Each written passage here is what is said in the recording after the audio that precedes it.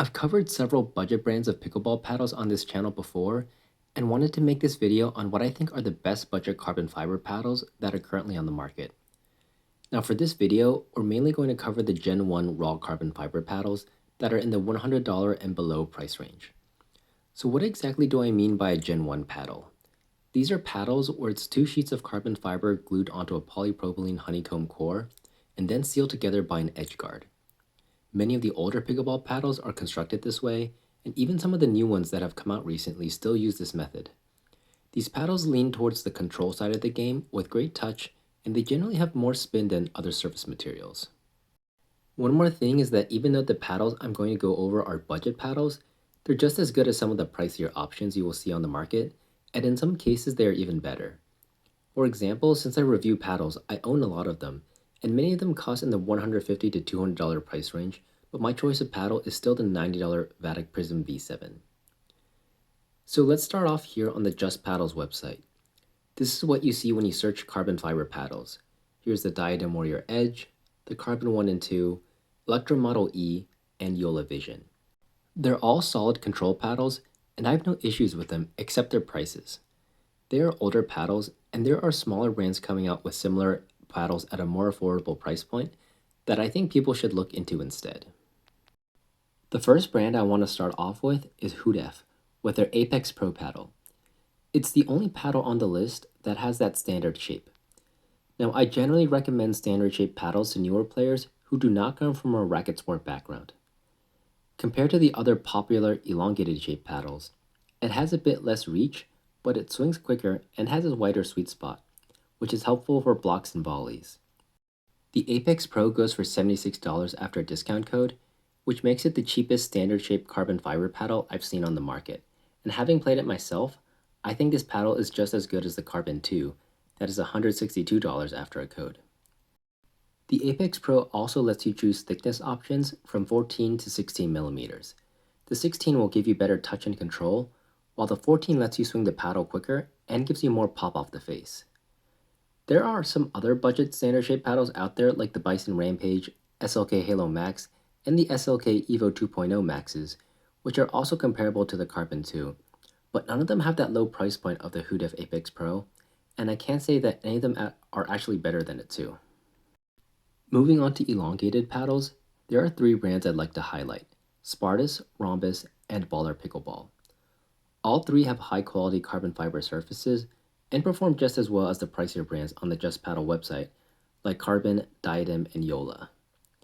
As mentioned earlier, this is the paddle shape I would recommend to people with a racket sport background.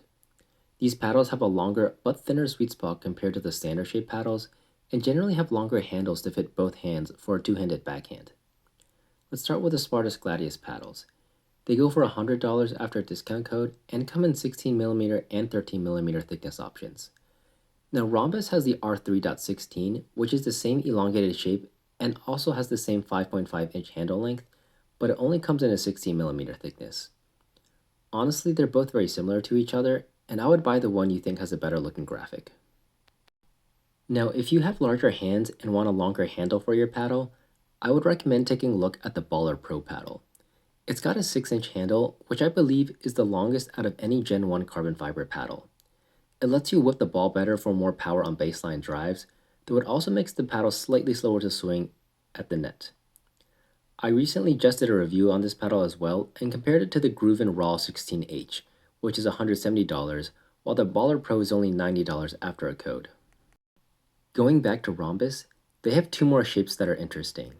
First is the R1.16, which has an arrow curve shape that is the same shape you see on the Volair Mach 1 and Yola Vision paddles.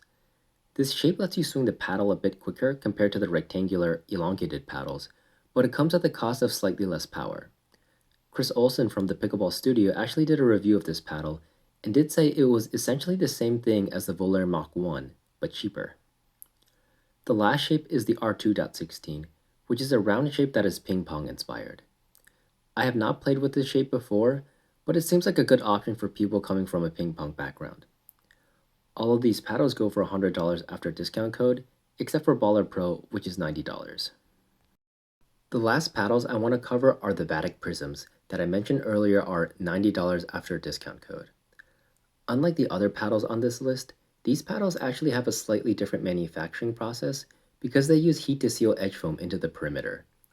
This is similar to the thermoforming you see in the Gen 2 paddles currently on the market, except the prisms aren't exposed to heat for an extended period of time, and it's only a brief heat exposure, so they aren't as stiff or have the same power the Gen 2 paddles have. This is actually very similar to the Yola Hyperion's construction process, but one more difference is that these paddles are unibody, meaning the carbon fiber surface extends from the paddle face all the way down to the handle, instead of having the paddle face and the handle being two separate pieces that are then connected together. Compared to the Gen 1 paddles I've covered earlier, these are both more durable because of the unibody design, so you won't have any issues with handle snapping, and they also have larger sweet spots because of the edge foam. Now, while that bigger sweet spot is great, do note that the edge foam also does make the paddle more head heavy and a bit slower to swing. So if you do want a quicker paddle, this may not be what you're looking for. Also, you can achieve a similar effect to edge foam by adding lead tape around the paddle to increase the perimeter weighting. So if you do want to be able to customize the weight yourself, you may want to opt for a Gen 1 paddle without edge foam. One more thing is that both the V7 and flash shape of the prisms have 5.3-inch handles and only come in elongated and hybrid shapes. So if you wanted a standard shape paddle or a longer handle, you may need to look elsewhere. But for me personally, I think the Prism V7 and Prism Flash are two of the best paddles you can get under $100. The only comparable paddle to it is the Yola Hyperion, which goes for $219. Of the two shape options, I prefer that elongated V7, which gives me that extra reach and plow through on baseline drives, but I think most people will favor the Flash, which swings a bit quicker and provides more control. To summarize, here's the list of paddles I've mentioned in the video. The Hudef Apex Pro for a standard shape paddle similar to a Carbon 2, the Spartus Gladius and Ronbus R3.16 for an elongated paddle similar to the Diadem Warrior Edge or Carbon 1, the Baller Pro for an elongated paddle with a longer handle similar to the Grooven Raw 16H, the Ronbus R1.16 for an arrow curve shaped paddle similar to the Volair Mach 1, the Ronbus R2.16 for a ping pong inspired shape, and finally the Vatic Prisms for carbon fiber paddles with edge foam similar to the Yola Hyperion. I know they're technically not Gen 1 paddles, but they're just very great sub $100 options that needed to be added to the list. One more honorable mention is the X-Back paddles that you see on Amazon that have these photoshopped images. I've heard they are essentially Carbon 1 clones, just like the other elongated paddles on this list, but I personally haven't tried them out. They do go for around $100 on Amazon, and I've heard good things about them. And there you go. These are my recommendations for carbon fiber paddles, because I honestly don't think anyone should be paying over $100 for a Gen 1 carbon fiber paddle. Now, if you do want to check out any of these paddles, I've put links in the description below to where you can buy them, as well as my discount code.